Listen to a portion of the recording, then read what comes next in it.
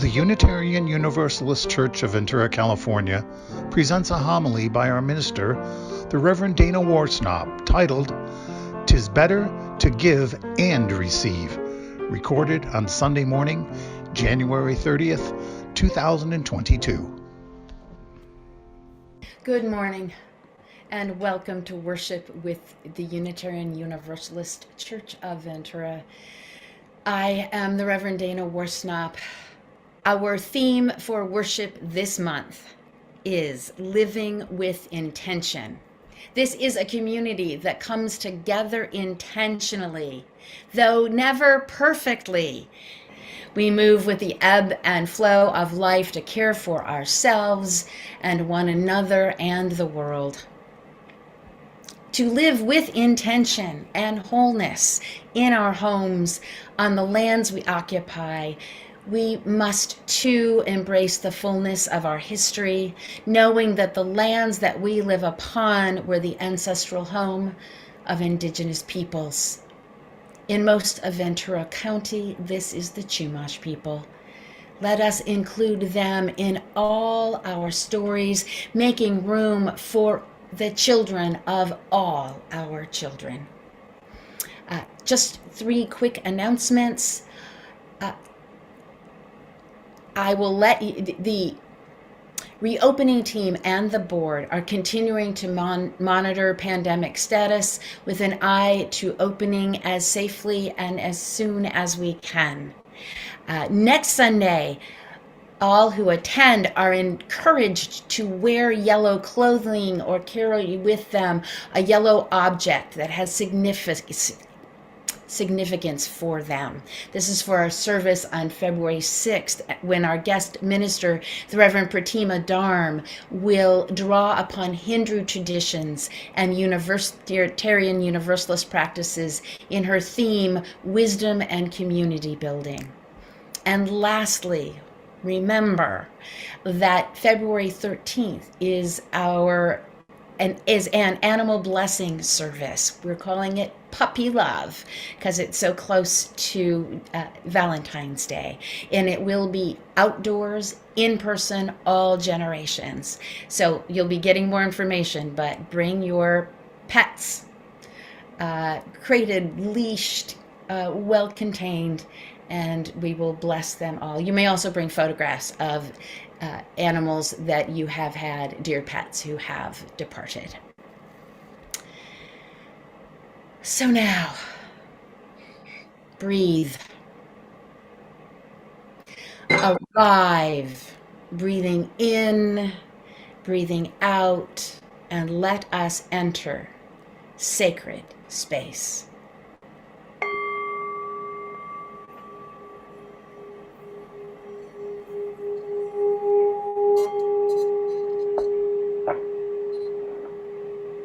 Good morning. I'm Worship Associate Celia Ortenberg. We hope that everyone here has a chalice or a candle to light and something to light it with. Let's all light our chalices together.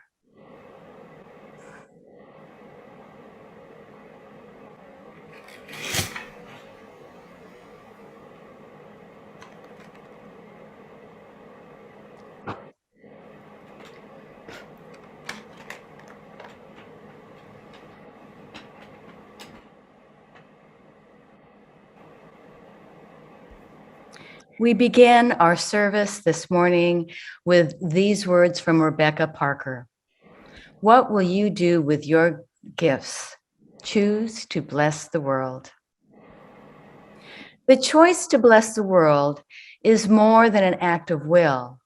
It is a moving forward into the world with the intention to do good. It is an act of recognition, a confession of surprise, a grateful acknowledgement in that in the midst of a broken world, unspeakable beauty, grace, and mystery abide. None of us alone can save the world. Together, that is another possibility waiting. What will you do with your gifts? Choose to bless the world. Come, let us worship together.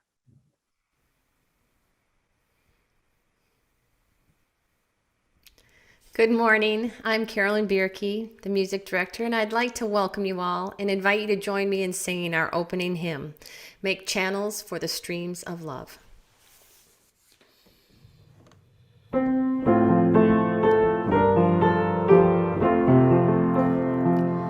Make channels for the streams of love where they may broadly run, and love has overflowing streams to fill them everyone.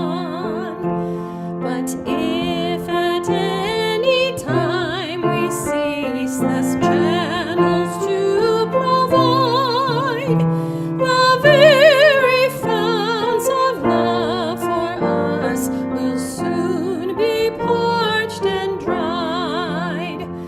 For we must share if we would keep this gift of us above.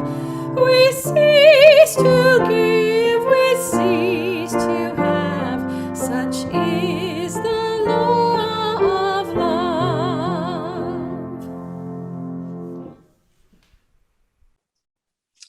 Hi, I'm Carolyn Briggs.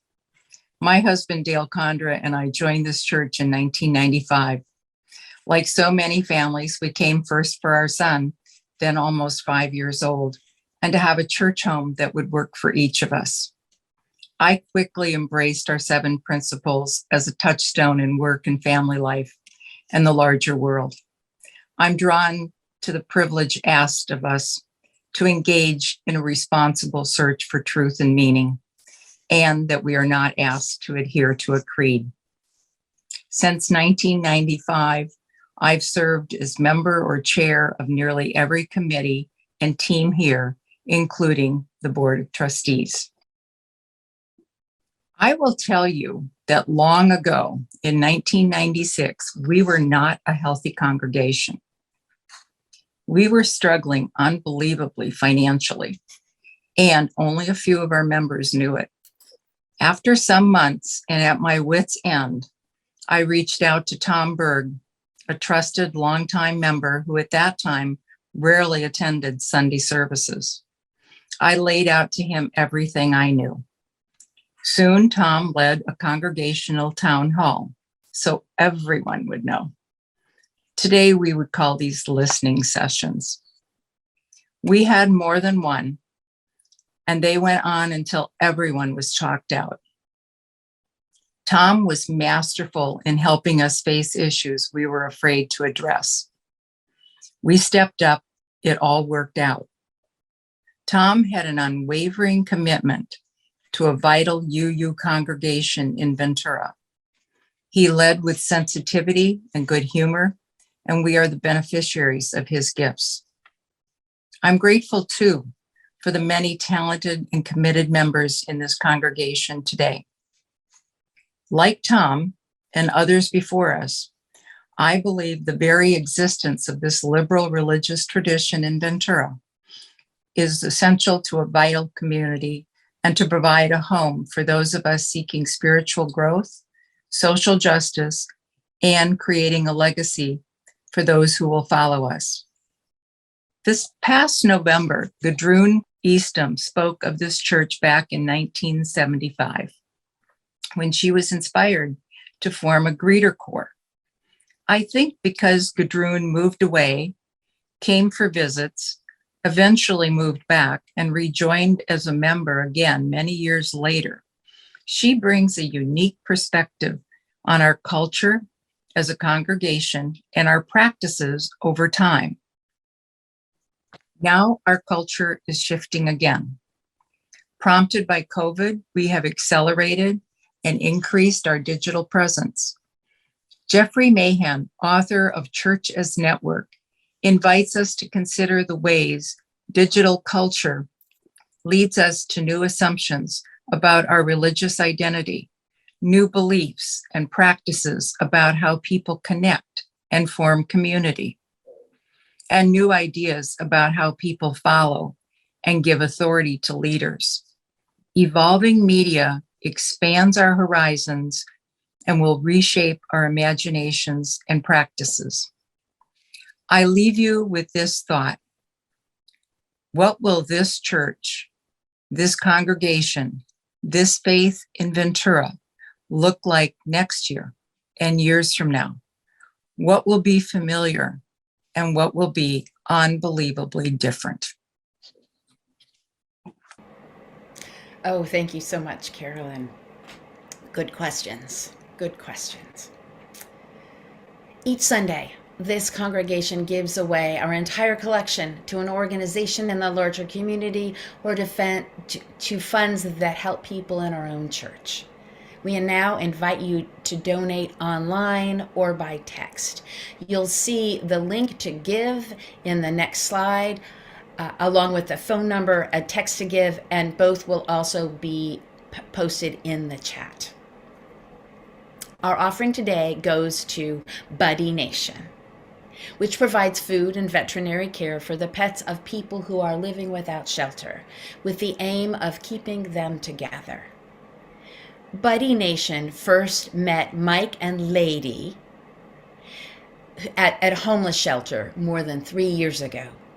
Their deep bond was clear from the beginning. Mike has struggled with addiction, though he always takes care of Lady. And he also always keeps in touch with the folks at Buddy Nation too. They affectionately call him their homing pigeon. Everyone keeps plugging away at getting him and his precious dog a better life. Recently, Buddy Nation found Mike and Lady a spot at River Haven. Now they will have a roof over their heads, regular food to eat, and a door that locks at night. Mike will also have a chance to recover fully from a recent illness. Buddy Nation is so happy that Mike and Lady are entering this new phase in their lives together and are grateful for the support from folks like us that has made this possible. Please give generously, as you always do.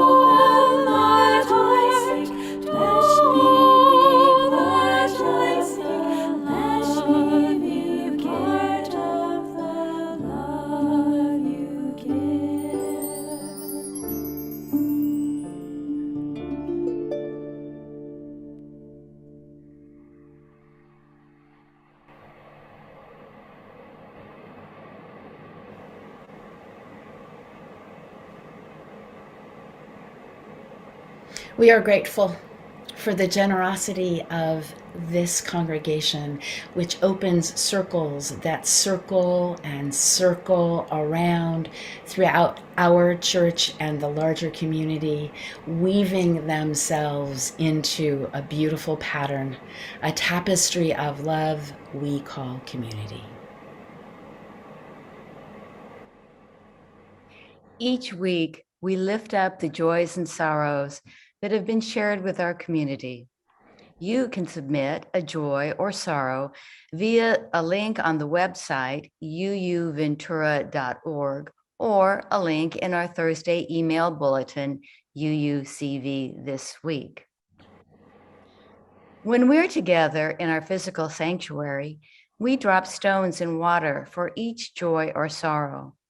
The ripples that go out remind us that we are all connected. Today, in our online sanctuary, we see the image of ripples to remind us of the ways that a joy or a sorrow that touches one of us travels throughout our community to touch us all.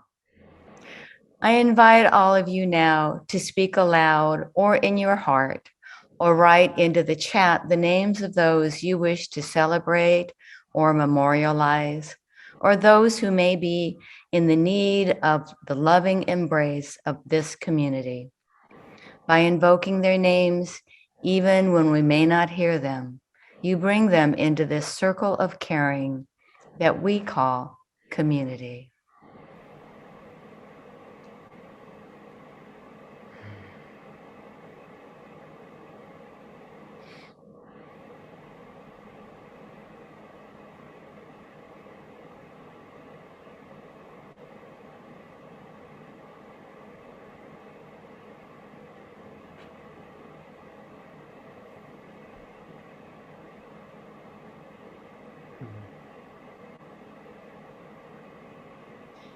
We hold these names, spoken and unspoken, in the silent sanctuary of our hearts. May we be truly grateful for all that is our life.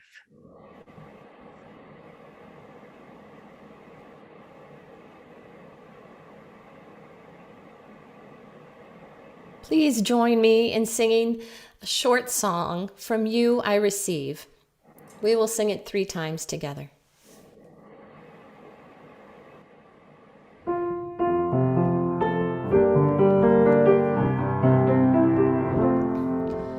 From you I receive, to you I give, together we share, and from this we live. From you I receive, to you I give, together we share, and from this we live. From you I receive, to you I give, together we share, and from this we live. We offer a reading in 2 voices this morning, The Chalice of Our Being by the Reverend Richard Gilbert. Gilbert begins with words from Dag Hammarskjöld, one of the first Secretaries General of the United Nations.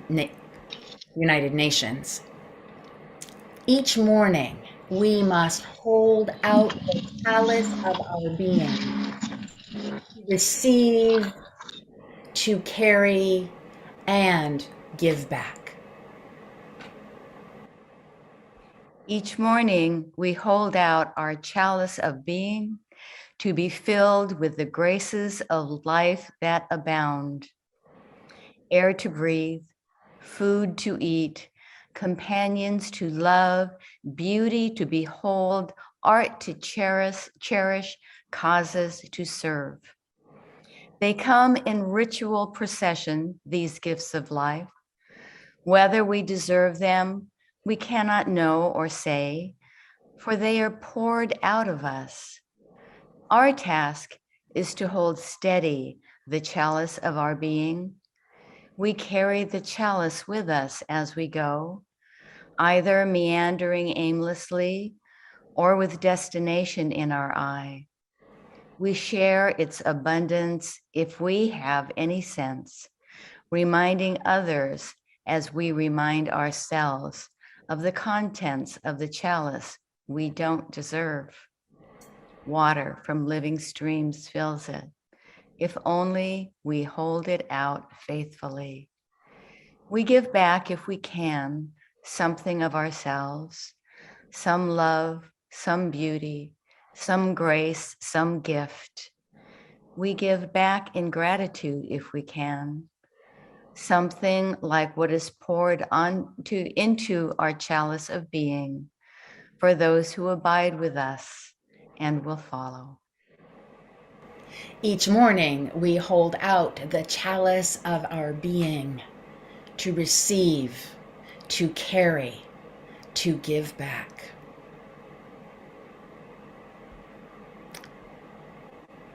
I invite you now into a time of stillness and meditation. Allow yourself to arrive fully wherever you are. Hold out the chalice of your being.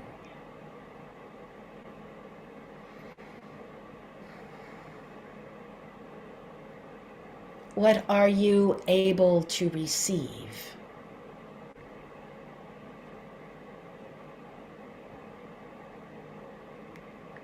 What are you carrying?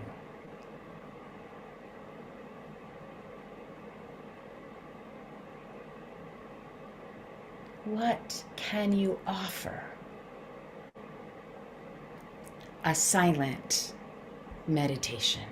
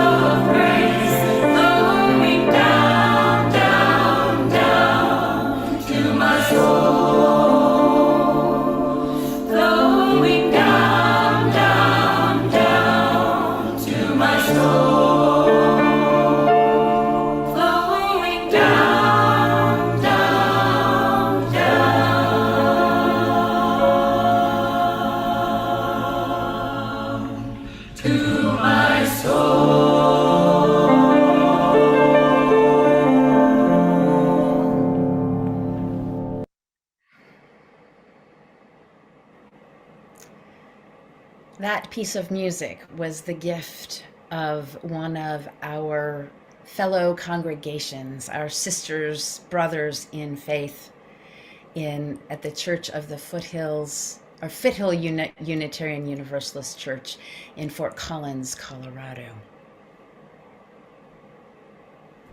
Thank you for finding it for us, Carolyn. From you I receive, to you I give, together we share, and from this we live. Such a lovely, simple tune with lovely and profound lyrics. Yet it starts with the receiving rather than the giving side of that equation, despite the old saying that it is better to give than receive. Most such old adages in English come from one of two sources, Shakespeare or the Bible, particularly the King James Version. This is more than coincidence. They were contemporaneous. The King James Version of the Bible was published in 1611, and Shakespeare died in 1616, all at a time when the English language was going through wild growth and transformations, which enriched the language in both of them. Some have even tried to make the case that Shakespeare wrote the King James Bible, though historical documentation argues against that. The saying is attributed to Jesus, and it sounds kind of like him. Nevertheless, I take issue with it. I get it. I get what Jesus meant, though it's never seemed quite right to me. It fails the lived experience test. People have to give and receive, or all the gifts just keep piling up, doing very little good, I fear. It was my good colleague, the Reverend Rod Richards of the San Luis Obispo congregation, who put my discomfort, he named it, and he put into sharper focus what doesn't quite work. In the first online collaborative service that we did with our cluster congregations in October of 2020, Rod gave the invitation to the offering. I quote him at some length with his permission. He began, "So now is the time for me to tell you, we need help. I mean it. All of us. I'm talking about us. All of us. We need help." But many of us don't wish to acknowledge this, do we? Not for ourselves. We're not so good at asking for help. And we are taught to resist the very notion that we should ever need help. Rod went on to describe encounters with people within the church and those in the larger community who come to the church asking for help. I know this one too. So often they say, in Rod's words again, "I never wanted to have to ask for help like this. I wish I didn't have to ask for help from you. And even, I'm not the kind of person that usually asks for help." And it is so, asking for help can make us feel vulnerable. And all of us would like to be responsible for ourselves, to provide for ourselves through our own efforts. But, Rod continued, this is what bothers me. We as a culture have made asking for help a shameful thing. This feeling is so deeply ingrained in most all of us that we say things like, I'm not the kind of person who asks for help, as if that is a worthy goal.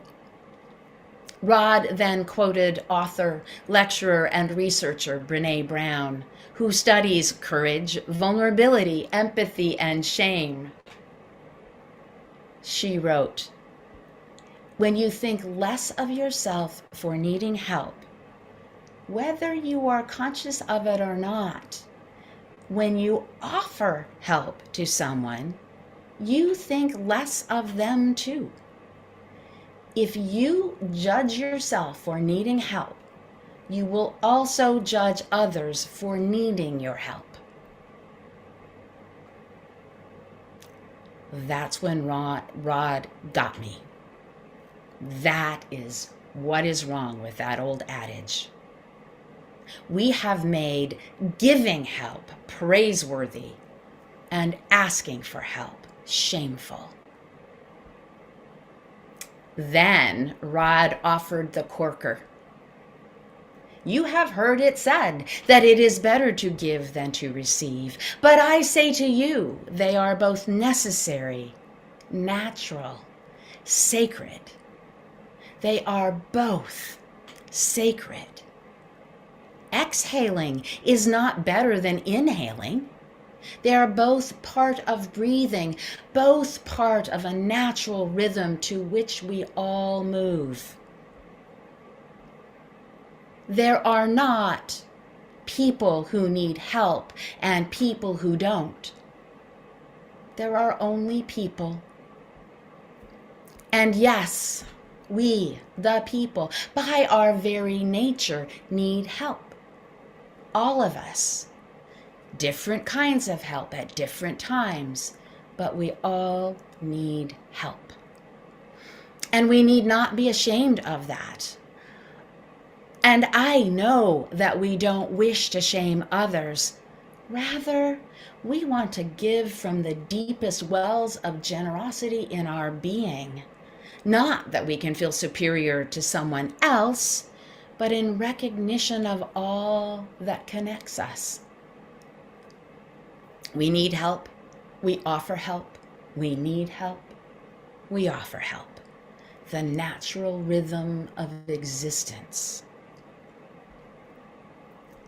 It is a natural, necessary, holy rhythm.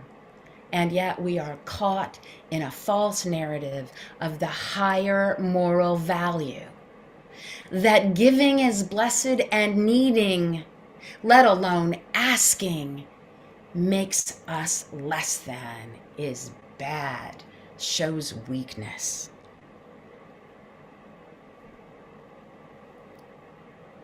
And yet, if Carolyn Briggs had never gone to Tom Berg and said, we need help, where would this congregation be today?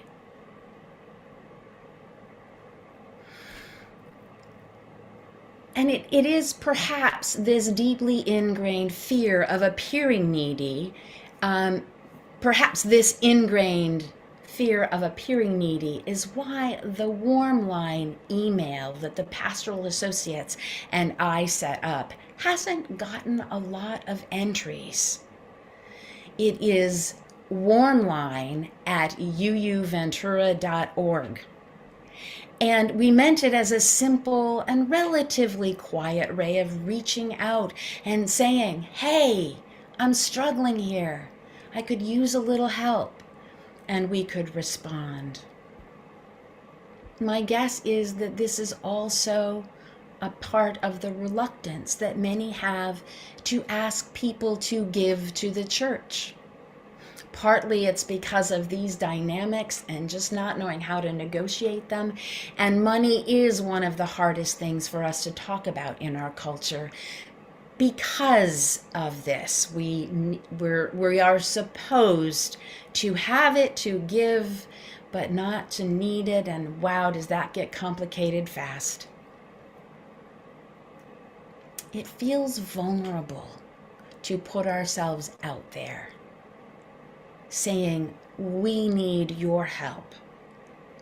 When asking people to give to the church, maybe it will feel better to think of it as asking people, or rather giving people an opportunity to be generous.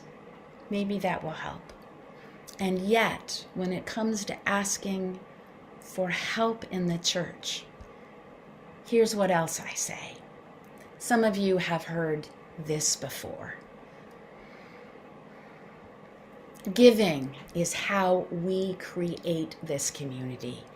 We are always basically making it up as we go along out of the generous gifts of our members and friends.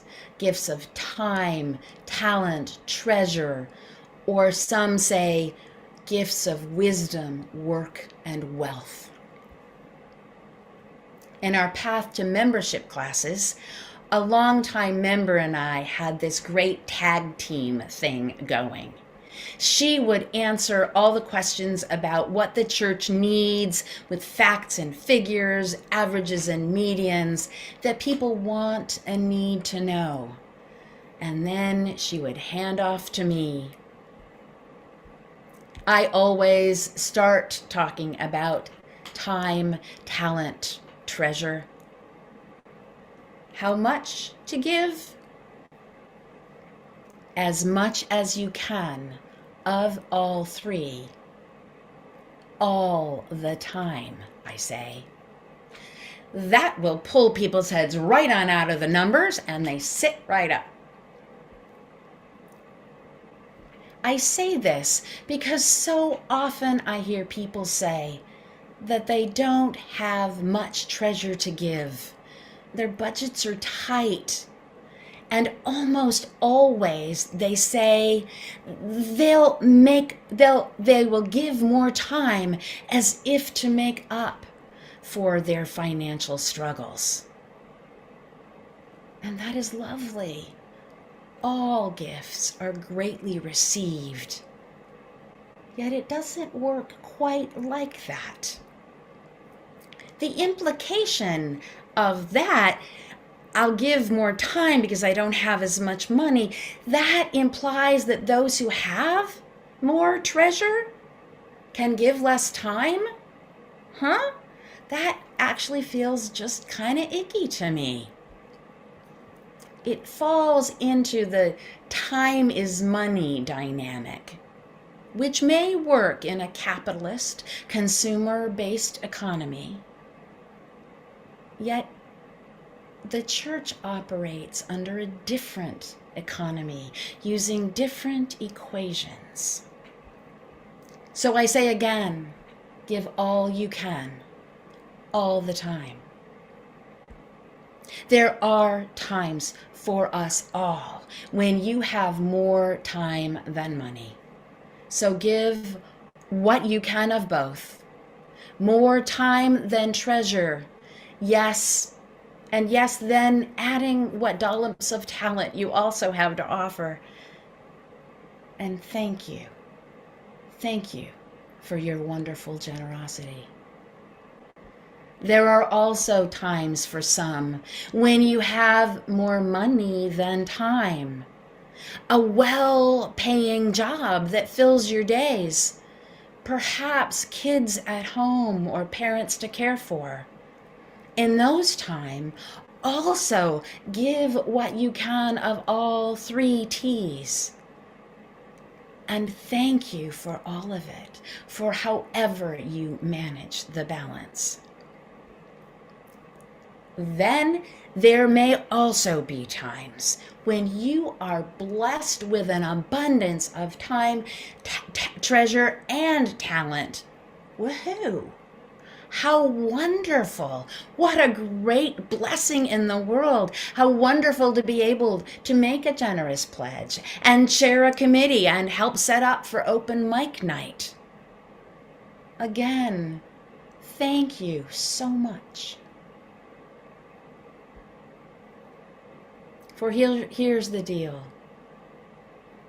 I cannot tell you how many times I have heard something like this. I haven't been coming to church lately because things are just so tough. I have so little time and no money to give. It's taking all I have just to stay afloat. I feel so badly that I have nothing to give. So I just stopped coming. And that's when my heart breaks. For when do we need church more? Even if all you can do is show up, listen to the music and words and relish a little silence. Even if your only gift for a time is the presence of your hurting soul, that is gift enough. Come, sit with us. We are here for you and with you. Please tell us what you need. And thank you. Thank you. It is so good to see you.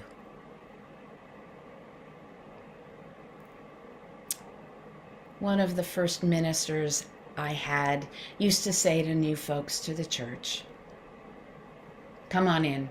Have a seat at the table, just for you. We've got one just for you. Sit. Eat. Eat until you are full. Rest your weary soul until it is refreshed. No rush.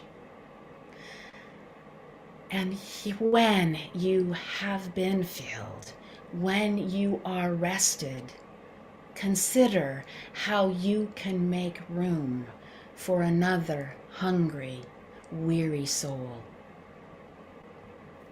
Receive, then give. Give, then receive. Give and receive. Breathe in, breathe out. It's a circle, not a line, and certainly not a ledger. It is a circle, a flowing stream, something that gives and receives and gives back again and again and again till nobody notices where it started. Here at church, we operate by a different kind of equation. Each morning, we must hold out the chalice of our being to receive, to carry, and to give back. Rebecca Parker was president of Star King School for the Ministry when I attended. It was there that I first heard her question, "What will you do with your gifts?" And the response, "Choose to bless the world." She doesn't tell us to give away everything, just to have our gifts and give them away. Rather, to use them and bless the world with them. Sometimes the greatest blessing we can offer is our simple presence. Our presence, all the while knowing that in the midst of a broken world, unspeakable beauty, grace, and mystery abide. As Ma Teresa Tet Castillo Gallardo, the current president of the Unitarian Universalist Church of the Philippines, says, "No one is ever empty. There is enormous power in having no possessions but the self to give, and to receive what can be and become." You all we all create this community by circling, flowing, spiraling, dancing to the rhythms of inspiration and expiration, giving and receiving, receiving and giving, breathing in, breathing out. Sharing our tender, vulnerable, powerful, frail, delightful, unsure, loving selves. None of us alone can save the world. Together, that is another possibility waiting. What will you do with your gifts? Choose to bless the world. Amen. May it be so.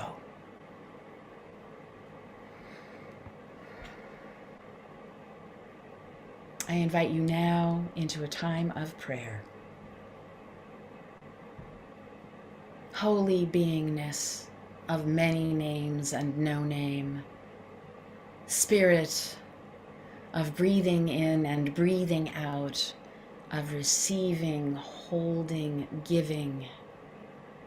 Spirit of life, which dwells within and among and beyond us this day and always. May we cherish all the gifts that we are graced with. May we let ourselves be cared for, even as we care for others. May the circles we move in hold us tenderly. May the rhythms of our lives hold us and carry us. May we flow gently along the channels and streams that flow with love and kindness and goodness. May we share of ourselves, of our lives, when they are abundantly flowing and when we feel parched and dry. May we bring all ourselves to the table, to be held, to be fed, to be refreshed. And may we leave room at the table for the next one who comes along. And may all those who are ill find healing. May those who are in despair find hope. May those who are without shelter find home. And may all those suffering conflict and war throughout the world, may we know peace. Amen. And blessed be.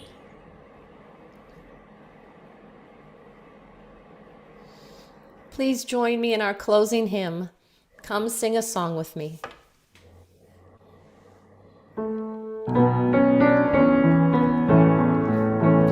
Come sing a song with me. Come sing a song with me. Come sing a song with me, that I might know your mind. And I'll bring you hope when hope is hard to find. And I'll bring a song of love and a rose in the winter time. Come dream a dream with me. Come dream a dream with me.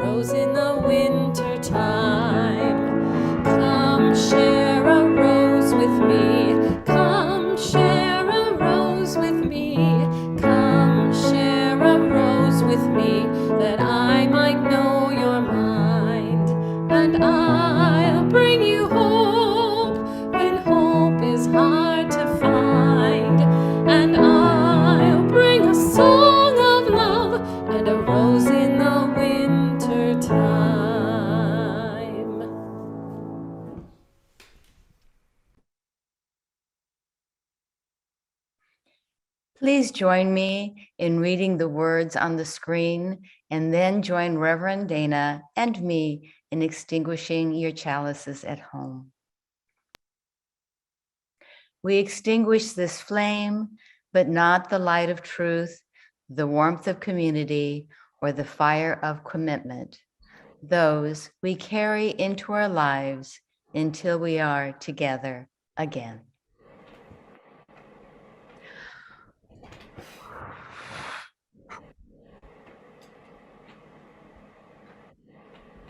After the postlude, everyone will be placed in breakout rooms for a virtual coffee hour. And please join in, even if you are brand new among us. It is a good way to get to know people and to share of yourself. Come share, sing a song with me, share a dream, share a rose. Giving and receiving, hearing and listening, hearing and speaking.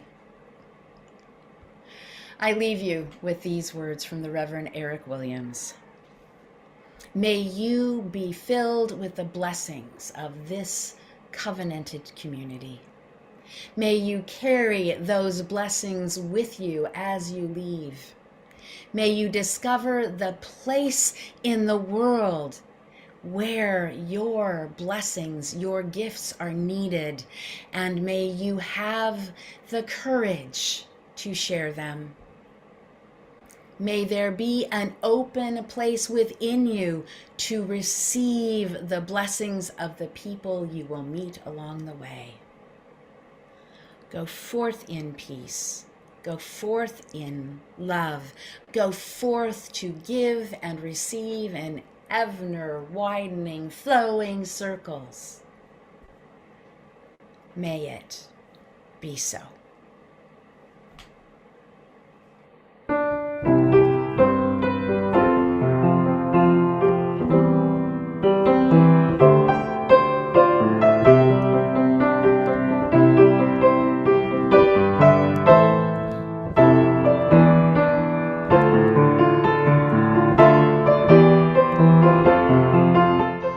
We hope you've enjoyed "'Tis Better to Give and Receive," presented by the Reverend Dana Warsnop, recorded on January 30th, 2022, for the Unitarian Universalist Church of Ventura, California.